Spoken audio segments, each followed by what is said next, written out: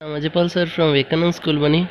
Yesterday we basically discussion about the motion with uniform velocity in a plane. Okay, तो हम कल जो हमारा कॉन्सेप्ट था वो क्या था, motion with uniform velocity in a plane. Okay, ये कॉन्सेप्ट हमने फर्स्ट कॉन्सेप्ट किया था मोशन इन प्लेन का. ओके, अब हम करेंगे motion with uniform acceleration in plane. Okay, uniform acceleration के साथ कोई भी ऑब्जेक्ट प्लेन के अंदर जब मोशन करता है तो उसके कौन कौन से उसके फार्मूले बनते हैं, तो वो हम करेंगे. ओके, इक्वेशंस कौन कौन सी हमारी बनेगी. Consider an object moving in X Y plane with uniform acceleration, A के साथ मूव कर रहा है. Suppose O is origin for measuring time and position, O उसका ओरिजन है. Let the object be position A पे ऑब्जेक्ट है, t1 time पे, बी पे है t2 टाइम पे.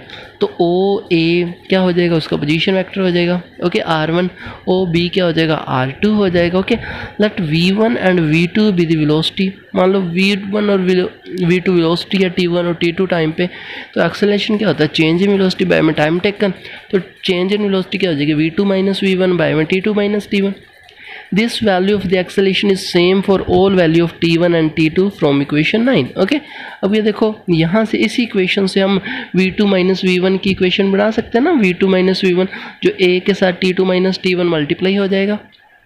और जब हमने v2 कैलकुलेट करना है तो v2 v1 उस साइड में चला जाएगा और प्लस में आ जाएगा. ओके, अब आपने बेसिकली क्या करना है, टाइम जीरो लेके चलना है. टाइम जीरो, कौन सा टाइम जीरो लेना है, फर्स्ट वाला टाइम आपने जीरो लेना है. t2 टाइम को t ले लेना है. ओके, और v को क्या, v2 को v ले लेना है और v1 को u ले लेना. तो हमारी जो इक्वेशन बन जाएगी वो v is equal to u plus a t बन जाएगी, जो हमारी इक्वेशन ऑफ मोशन होती है.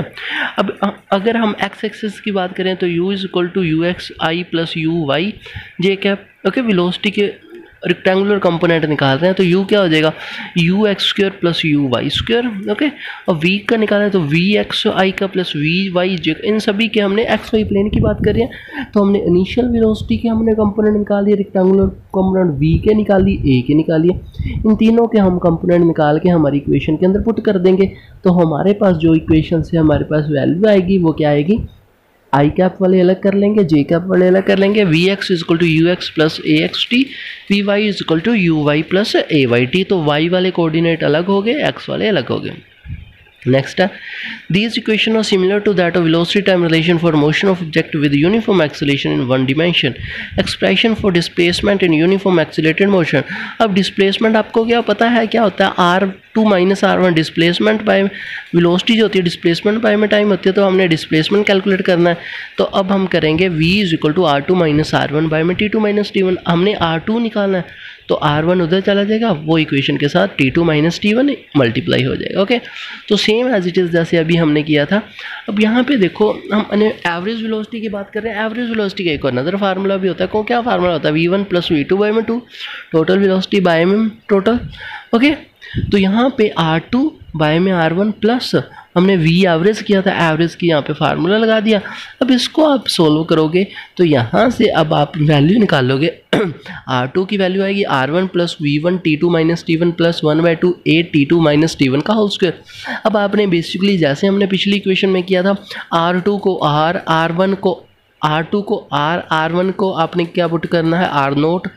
ओके, v1 को u पुट करना है, t2 को आपने t पुट करना है, t1 को 0 पुट करना है, 1/2 a को वैसे t2 को t और उसको 0. तो आपकी इक्वेशन जो बनेगी r is equal to r naught plus u t plus half a t square, ये इक्वेशन बन जाएगी. Okay, in term of rectangular component में अब आप निकालोगे तो हमारे रेक्टेंगुलर कंपोनेंट क्या आएंगे, x i cap plus y j cap, x naught i cap plus y naught j cap, u x i cap plus u y j cap. Okay, plus t multiply t 1/2 a x i cap plus a y j cap. Okay, तो t square, इनके सभी के equations बन जाएंगे. अब यहाँ से हमारी एक्स और वाई की वैल्यू निकल जाएगी. तो ये हमारे कॉन्सेप्ट थे. ओके, नेक्स्ट है प्रोजेक्टाइल. हम बेसिकली आज सिर्फ ये देखेंगे कि प्रोजेक्टाइल होता क्या है. नेक्स्ट हम प्रोजेक्टाइल की इक्वेशंस कल डिस्कशन करेंगे. Projectile is name given to body thrown with some initial velocity. कोई भी ऑब्जेक्ट को हम इनिशियल वेलोसिटी के साथ कुछ सी एंगल से जब हम फेंकते हैं हॉरिजॉन्टल डायरेक्शन के साथ, ओके, तो उसका जो मोशन होता है 2 डिमेंशन के अंदर होता है due to action of gravity. तो उस बॉडी को प्रोजेक्टाइल बोला जाता है, और जिस वो पाथ से जाता है उसको ट्रोजेक्ट्री बोला जाता है। एग्जांपल क्या है? A ball dropped from a window of moving train, किसी ट्रेन से हम बॉल फेंक रहे हैं। Bomb release from aeroplane, bullet fire from rifle, a piece of stone thrown in any direction, a javelin or hammer thrown by an athlete, a jet of water issuing from a hole near the bottom of water tank। Okay, तो ये सारे example किसके आते हैं? Projectile के आते हैं।